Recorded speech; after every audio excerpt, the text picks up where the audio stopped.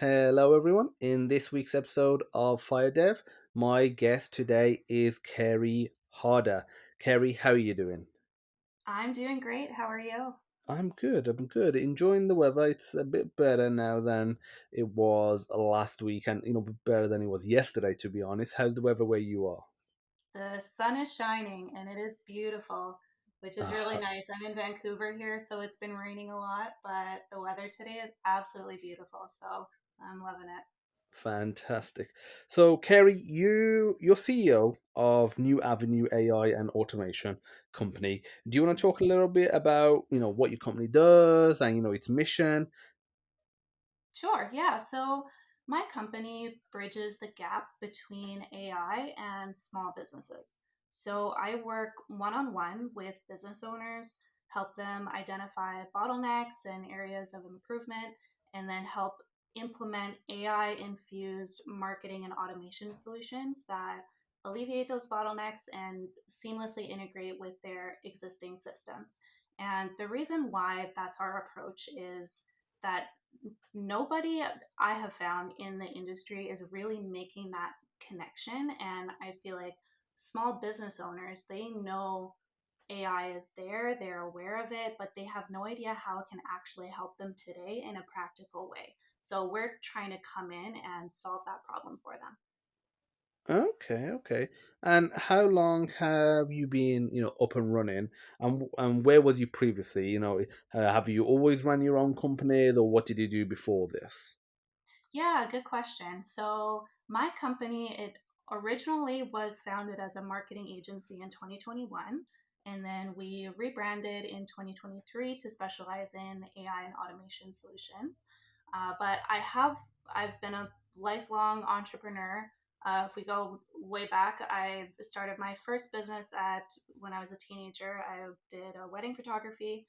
I was always an innovator. Even as a child, I would invent things all the time. I one time I invented an umbrella for my dog to make sure he wouldn't get wet in the rain, and it was made out of cardboard, and it was a complete failure. But I would use my imagination to try to solve problems and invent random things. So that was me as a child, and then as a teenager, I had started my own business. I was very creative. I love technology, so got into photography. Started shooting weddings as soon as I could drive a car at 16 years old, and that started about decade long business of growing that photography business, which I enjoyed a lot. And then when I was doing that, I started working as a graphic designer at a company called Fully Promoted, great company. And then worked my way into sales and marketing and then management, and then had the opportunity to work for the head office at Fully Promoted as their operations and marketing director. So, in that position, I had the privilege of working with franchise owners one on one, and really had the opportunity to understand their challenges, their pain points, what makes them tick, how they think. I traveled and helped set up some new locations and train their staff, and just really gain an understanding of how they ran their businesses and how they think, which really helped me when starting my own agency to understand how my clients thought and what their challenges were. So that took me till to about 2021, and that's when I started my own marketing agency. And that was also at the time when my husband and we started a new life here in Vancouver. We were originally from Alberta.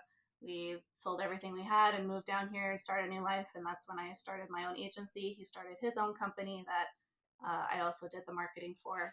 So yeah, 2021, I started up my agency and uh, worked with small to medium sized business owners, helping them solve their problems with marketing strategies. And something I noticed with a lot of my clients was that we would work really hard to try to get them leads and get them a really great online presence and build these big, beautiful websites and run paid ad campaigns and get them leads. And uh, a lot of them, I saw that they didn't really have the systems in place to be able to scale. Just in terms of functionality, the systemization of their business was lacking. So I really saw an opportunity there. So we started At that point, implementing a bit more AI and automation into my solutions for them. And I really started to see the potential of what that technology could do for small businesses. And then ChatGPT came out in 2022. And then from there, there have been so many tools coming out that are easily accessible to the general public. So what we do now is we go in and we help businesses adopt a lot of these technologies and combine systems, automations, marketing, and AI to create really powerful solutions for businesses that are affordable but also have a really high impact on their operations. Okay, I mean, there's a lot to unpack there. So, yeah, Yeah. I'll go back to the beginning of it. So, you started off as a photographer. I always love to, for the audience, understand, the why behind it. Was it that, the real, need for, you really wanted to start making money, so you started doing it early on? Or was it a matter of you had a passion for it, you had an eye for photography, and you thought, you know what, I want to do this, and maybe the opportunity came about to get some paid gigs, and you thought, you know what, this is pretty cool. I've got to make money eventually anyway. I can do this instead of the more typical routes. What was the reasoning for getting into photography? And also, because you did that for what, about a decade, like, what advice would you give to someone that's listening, thinking, I wouldn't mind doing some photography work as well? Yeah. My reason was that that was just such a strong passion of mine. It was, for me, it was not about the money. Well, I think it was my 13th birthday. My parents got me Photoshop, and it was a disc that I had to put into my computer to download. It was back in those days, and I spent day and night in that program. I was obsessed with it. And I've always been really creative. And the combination of that with digital technology, it just clicked for me. So I was really passionate about that and working with photos and creating art using a computer. And so with photography, I played with cameras, throughout my childhood as well. I was always fascinated with that. So it was just a very natural transition for me to try to pursue that as a career. I also I debated going to school for photography, but then I decided not to, and I'm so glad I did. We can maybe get into that a little bit later, but yeah, I just dove into it right away and taught myself, watched some YouTube, and worked with some people that I knew were doing that as well that I could learn from, some mentors, and yeah, just ran with it. Sorry, what was your second question there? He was just essentially linked to that. He was, if it wasn't, money based. Yeah, Mhm. how did you get into it? Like, basically advice for other people, because I'm sure there's somebody listening thinking, I want to either do photography full time, or I want to, get into it in some capacity beyond just going out and taking a few photos for personal reasons. What advice would you give? Remember that photography is an art, and you are an artist behind the camera. Um, I think that with photography, there can be a lot of rules. And say you go to school and you have your technical stuff that you learn, and those things are all important. But at the end of the day, it's an art, and what you create with it is that is something that is unique and that you can put out into the world. I think something about photography is that a lot of people are not confident in it. And if you're confident and you just do it and you put it out there, you might be surprised by, how it's received. And with, uh, I had a friend who went to photography school and I didn't, and we were pursuing our careers at a similar time. And it was very interesting to see the difference where um, she learned all this technical stuff that I never really learned as much, which I'm sure was beneficial for her. But something that I noticed was that her and her classmates all had very, very similar style. I would set them side by side and hardly be able to really tell the difference because they all looked very, very similar. And it made me kind of sad to look at that because I was like, where did the creativity go? It's, as an artist, you should be able to create this in a way that suits you and brings your vision to life. And my opinion is that the schooling can stifle that a little bit because you're taught how to be an artist. Um, yeah. Yeah, I know what you mean. Having gone through university myself and graduating and seeing many other people graduate, there's definitely a very close-minded way of doing things, and I think not just having for people that go through education, for people that go through education, let's say at a particular university, and then under a particular lecturer, especially if they you know do get good grades, that reinforces what they're already doing, a particular, let's say, methodology or technology. In my case, I'm a developer, to the point where that's like the optimal way in their eyes, to do things. It's the best way. And because obviously up till then, they've been getting good grades, they've been acknowledged, and they haven't been in a real world scenario where they've had to actually test that and actually see, okay, this may not be the best tool set for this particular situation, and they haven't had a real chance to fail in a way that the real world provides. So I 100% agree.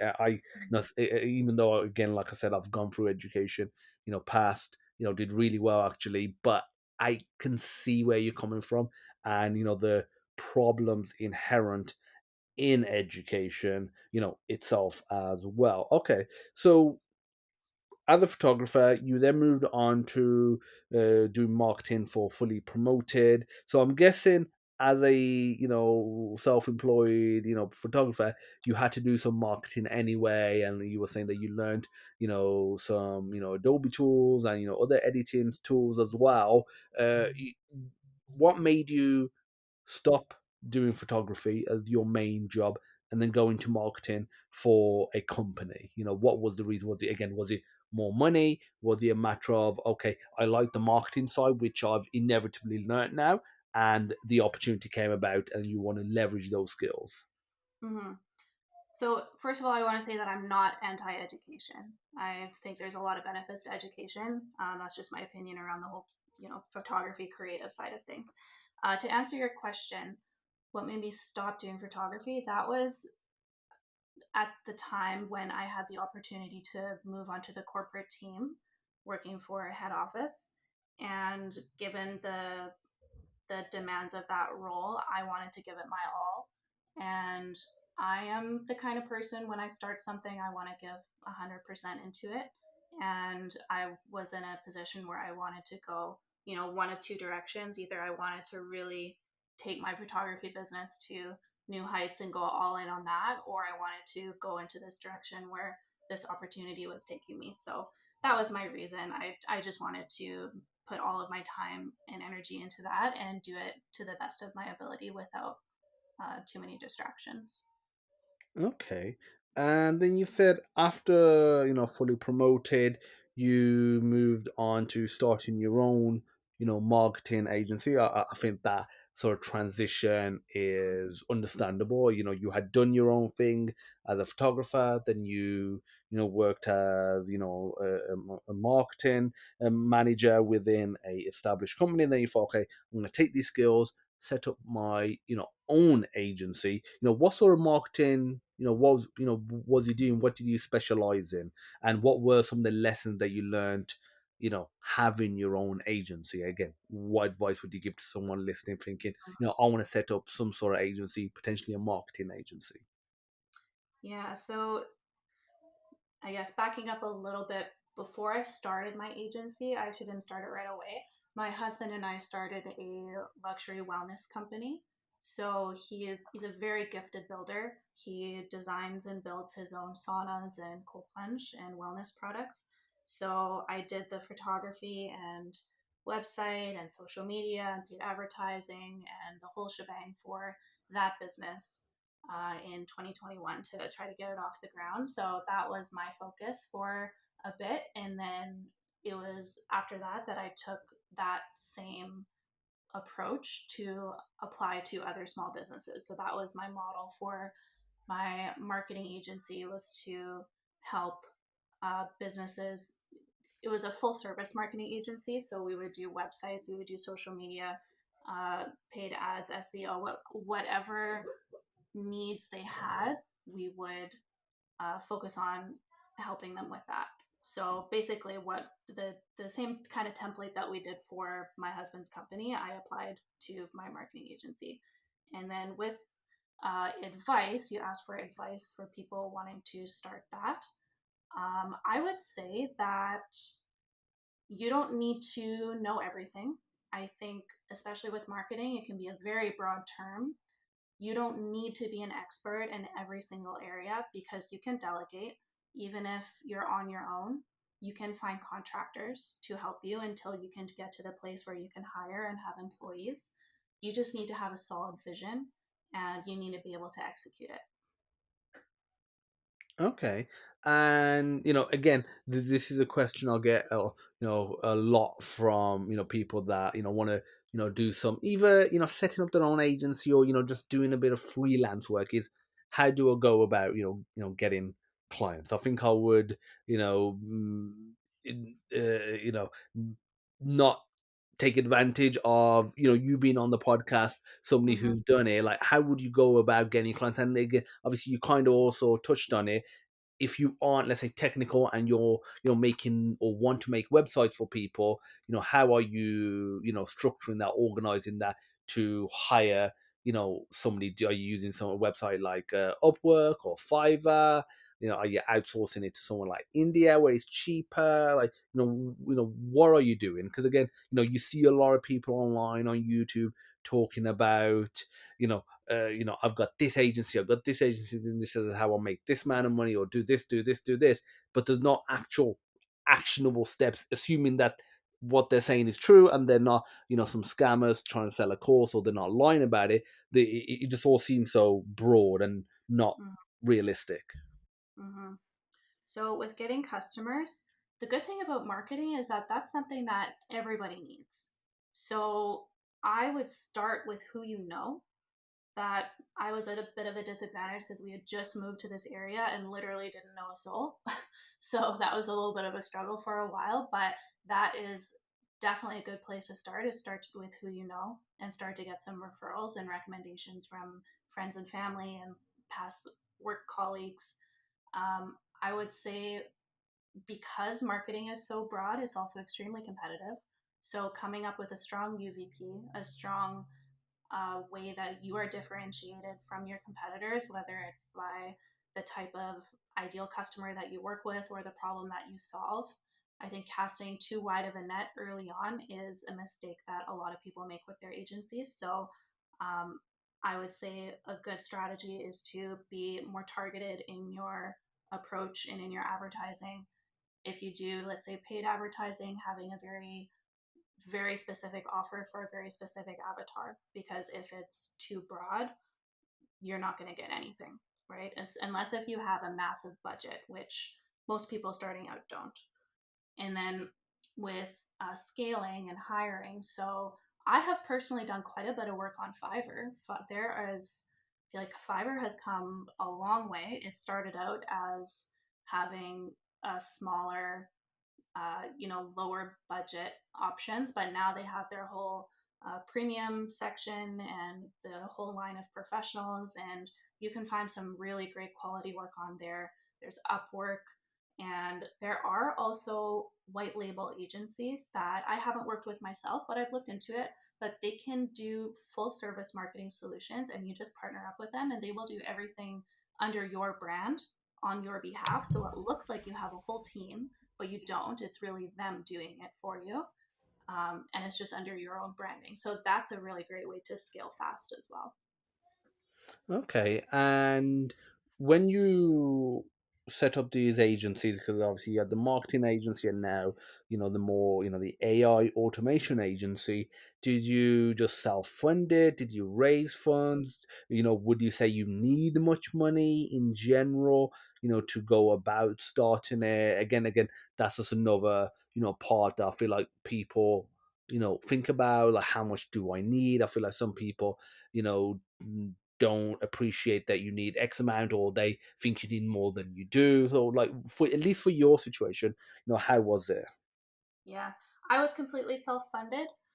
Um, I had the advantage of having done this big project for my husband's company, so I could use that as a case study.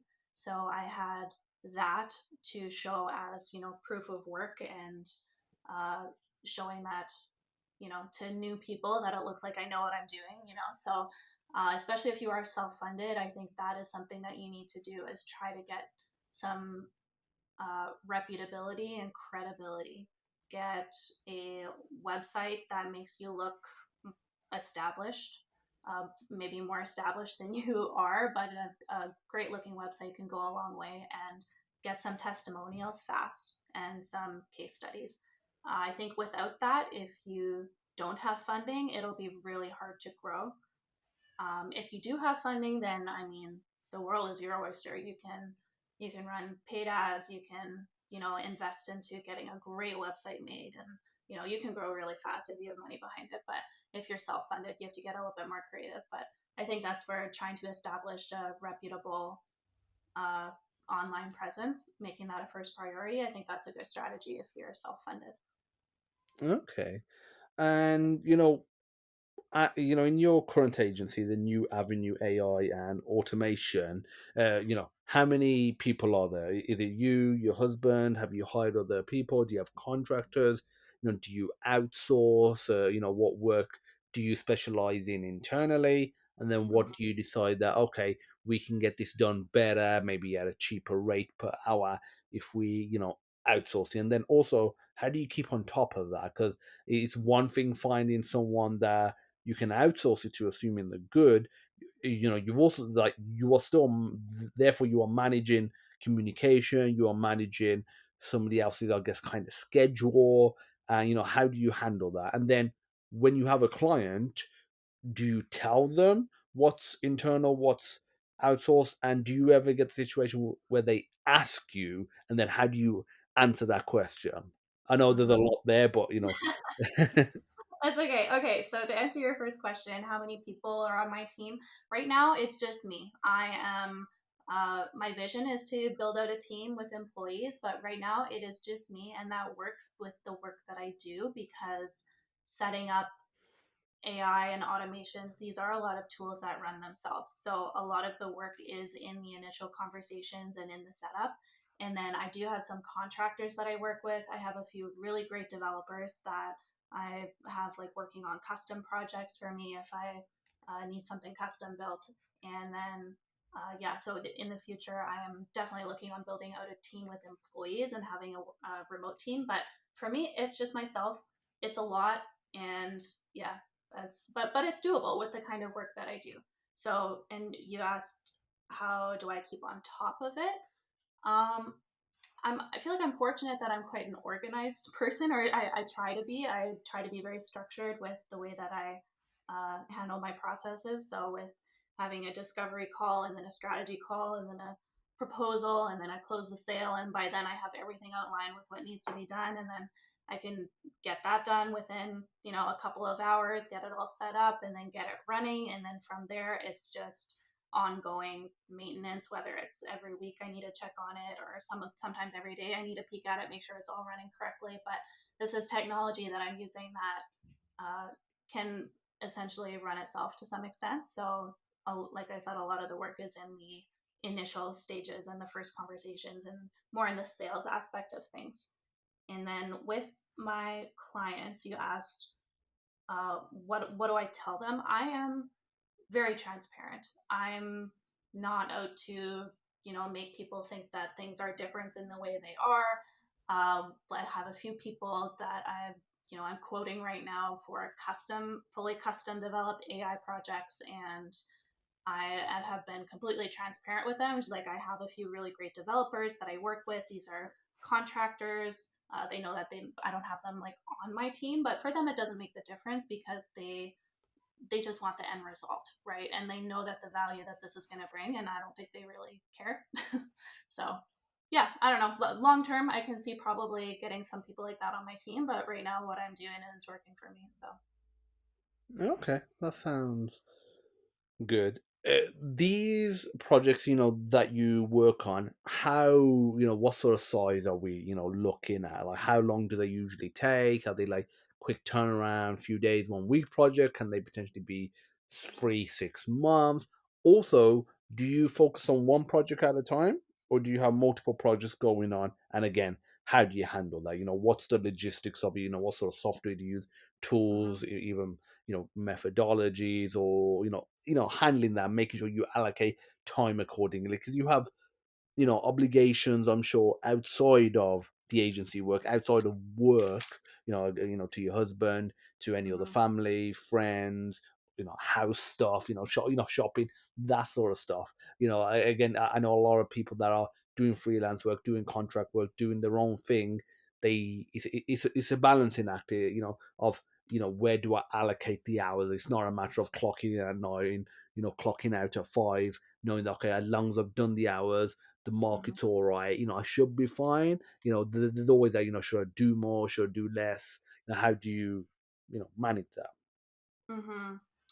Yeah, so with the timing of my projects, if it's custom, it can take a bit longer. I've seen it take from 4 weeks to a few months, depending on the size of the project.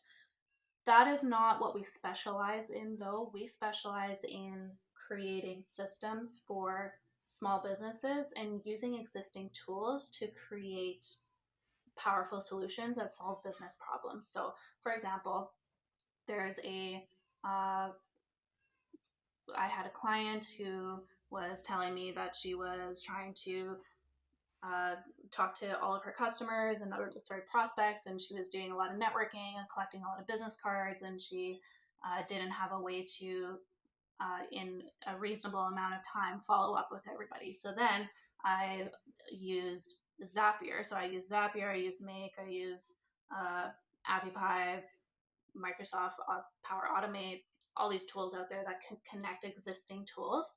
I'm like, well, why reinvent the wheel, right? A lot of these problems can be solved with existing tools. So for her, I implemented an AI uh, scanning app on her phone that integrates with her CRM. So she can just scan the business cards on her phone, land straight into her CRM, which triggers an email workflow, which immediately sends an email to that person saying, hey, name Bob, whatever. It was nice meeting you today at your company name. Here's a little bit more information about us. Do you want to book a call? Here's my link. Whatever you would want that email to look like, but it's all automated. All she needs to do now is as soon as she sits in her car after she got a business card, she takes a photo of it and that's it. And that saves her literally hours and hours and hours. And that was a very simple automation that we set up using existing tools that took me probably an hour to put together, and it runs itself. And she had it from when we had our first conversation to when it was working for her a couple of days, really fast. So those are kind of the solutions that we find that we can create a really big impact instead of the larger, more complicated, custom developed solutions. So we do both. So in terms of timing, it can really vary from like a few days to months depending on the complexity. And then you're asking as well about family balance and timing. I think that this is something that I have been really trying to work on personally. I can be a bit of a workaholic. I've had that struggle all of my life. I don't really have too many hobbies. I just love what I do so much. I can do it all day, every day. So, what I really try to do is to have structured times of when I start and when I'm done. And then when I'm done, I shut off my computer and I make a list of what needs to be done the next day so that it stays in my office. I don't need to take it. I work from my home office, so I don't need to take it to my, personal time with my husband and my family, well, my dog. And so then I try to have those boundaries of like, this is my work time and this is my personal time, and really trying to be, um, yeah, very, very intentional with that. Okay, yeah, I know that's something that I've struggled with over the year, and still something I'm working on. Is getting that balance. Having got married just a few years ago, and prior to that being work, work, work, work, work. To the point where some days I was doing 20 hours, a day, and literally having 4, 5 hours of sleep, and operating, on that level. and then getting married, there was definitely that adjustment period. And I feel like it's something that somebody, because my wife, she works, but she has a regular full-time job. She's a senior network engineer, so she's within IT. She understands the IT world, but it's not self-employed. So when she does clock off, for the most part, unless they ask for some overtime, she clocks off. And I feel like for a lot of people out there, the idea of their other half being an entrepreneur or business person of some sort sounds very attractive, but in practice, when they experience it, they're like, oh, there's a lot of hours that people are putting into it. Where do I get the hours? From, and that can definitely be a concern, especially when, again, when you're younger, when you are setting things up, when you are in that growth phase, when you are in that, I guess, like the aggressive phase. When you are younger, you just want to work as much as you can, and rightfully so. But then again, getting that balancing act, and then not waking up one day and thinking, oh, I should have enjoyed life a little bit more. And I actually have a quote on my wall in my office that says, life is like a bowl of ice cream. It melts very quickly. Enjoy it while enjoy it while it lasts.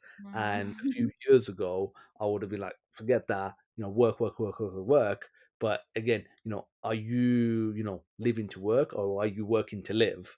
And so, Exactly. yeah, 100%, it is definitely a hard balancing, act. But I'm guessing, because your husband is also, into business, I'm assuming that helps, because he can understand it on a level, and then I guess you can understand it on a level that other people can't.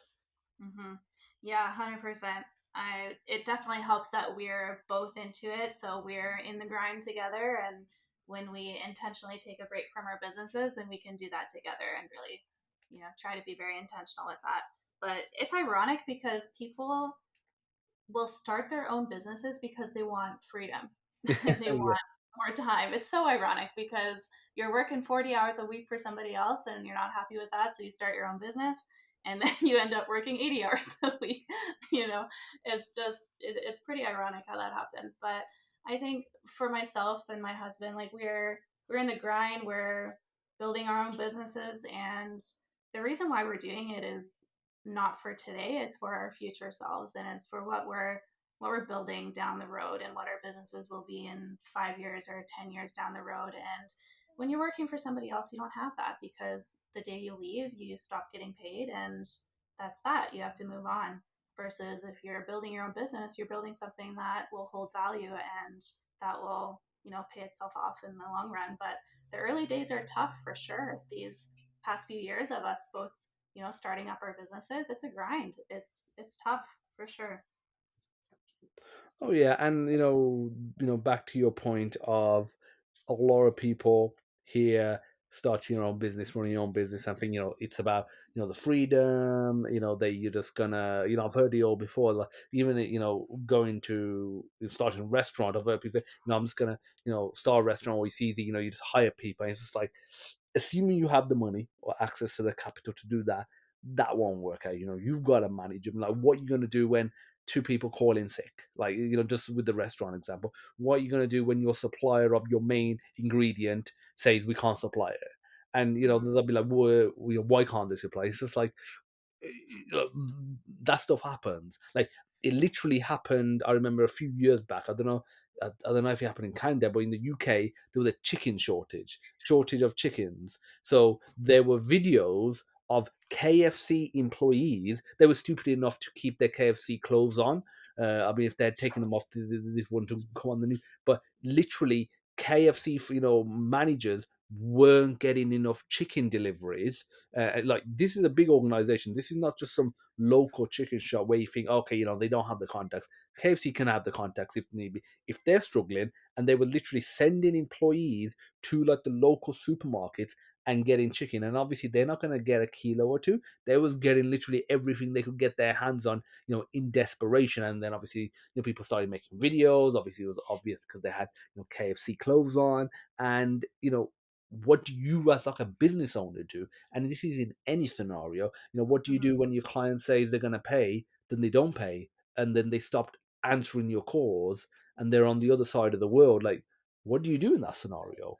Mhm. It's a very difficult one, and yes, it's something that a lot of people don't appreciate. The only time I've ever seen it run smoothly enough with little input is when the parents of the person have already set up a business. It's ticking by nicely.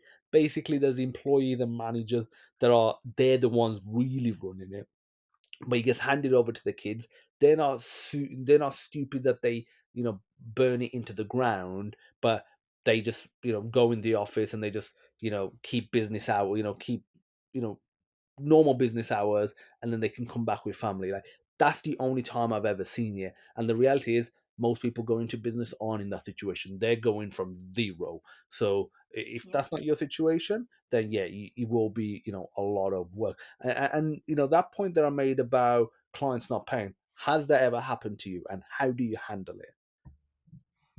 I've been fortunate that I haven't really been in that situation. I have, well, I guess with what I do, it's subscription based. So, for the most part. So, if somebody signs up or they want to move forward, they're aware of the ongoing costs of it. It's not just a one time cost. So, I'm fortunate that I haven't really had that situation yet. It might happen. But yeah, you're right. With being a business owner, you wear so many hats, and I have these conversations actually with my clients quite often because they're all saying the same thing. They're like, we're overwhelmed. We especially with the marketing and like systemization and that whole side, just like this, I don't have no idea how to navigate this. I know I need it, but like, this is not my area of expertise. And it's funny because people start their own businesses because they're probably good at one thing. You're good at, building things. So then you're going to start your own business building things. But what a lot of people don't realize is after you start your own business, you've actually got to wear a ton of hats. And there are a lot of things that you need to know how to do that are outside of that one thing that you know how to do and the whole reason why you started your business. You've got to know sales and marketing and finance, and you know you're in these situations that you probably never anticipated that you'd be in. So it's definitely a learning curve. You got to wear a lot of hats, and I think people underestimate the the amount of work that it takes and how much you need to learn to start a business, because it's a lot more than just doing your craft. Yeah, it's a lot more than making the thing, whatever that thing or providing the service. Like I said, there's so many hats that you have to, wear. And assuming you're not funded, assuming you don't have, either someone to guide you or the general, I guess, experience to, hire the right people. Because even if you, again, I've seen startups that I personally know, like I know the founders of, not just stories online, where they've raised money, raised 1 million, raised 500,000, 2 million, and then the money's gone. Like after a year, it's gone because of stupid management. And then they're like, I hired this person, I hired this person, I'll do this. And then they don't keep on top of, expenses. They just think, oh, I've got the money. If I just hire someone at a decent rate, they must be good. And they must, but even if they are, you still got to manage them. You still got to put them in a specific direction. You got to make sure that they are doing the work that are assigned, that you're assigning them, is also good as well, and that you're, cutting projects when you need to, ramping up certain, the workload on certain projects, as you need to as well. So that is, something very important, that you will wear a lot of hats. You'll have to do accounting, maybe if you might have to do some HR, you'll have to do potentially some PR, you'll have to do promotional stuff. This is before you even, let's say, you're making websites. Like before you're even doing that, or just outside of that, you're going to be dealing with emails, client outreach, clients, coming back to you and then saying this or that, and then just general research again. And another thing is, when you're doing this all feels like work, and though it is, you got to make sure, and this is leading on to a question for you, Kari. How do you make sure that even though you're working, like the obvious example of emails, how do you make sure you don't spend too much time on what feels like work and what might be work, but it's not actual high value stuff? Like making sure that, okay, these are things that need to be done, but there's I really need to allocate minimum amount of time for this and more time for this. So that is a great question. So I have a way to do that. So uh, I try to, okay, first of all, I plan my week on Sundays. I plan my week. I figure out what my goals are for the week and what it is that I need to accomplish. So I do that on a weekly basis.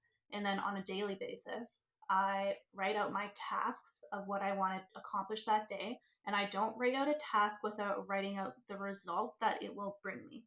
And sometimes I will write it out and I'll write out the result and I'm like, this isn't actually important as I thought it was, because this does not contribute to me growing my business. This is, a lower priority task. So then I can push it to later in the week. So then I can structure my day to focus on things that are actually going to make an impact in my business. So I do that. And then I also assign an amount of time that this task should take me. And it is usually lower than I originally think. Like if I have a task, I'm like, oh, this would probably take me about 2 hours, and then I'll look at it, I'm just like, I can probably get it done in 90 minutes. I'm gonna write down 90 minutes. I'm gonna allocate that time for this task and see if I can get it done in that. Because I forget what the law is called. There's a law in human psychology where we have a tendency to fill a gap of time for a task. Regardless of what that time is, we will find a way to fill it. If we allocate 3 hours for something, it'll take us 3 hours. We just have a unique way of doing that as humans. So I try to combat that by writing down less time than I think I do. And sometimes I just need more time and I will set aside more time. I'll block off some time the next day or maybe later in that day if I have the time for that. But I'll try to do that and structure my day in that way so that my day is filled with usually 60 to 90-minute blocks of tasks that are going to make an immediate impact in my business and making sure that I'm not wasting time on tasks that don't make an impact, like you said, that feel important but aren't actually important. Okay, and then how do you make sure those tasks that you're not allocating that much time to don't build up? Like, again, let's take the example of emails. We're all getting emails, and how do you make sure that, okay, saying that, this isn't that high value of a task, let's say excluding emails that come in, maybe they pop up on your phone, okay, that particular email I need to address, excluding them.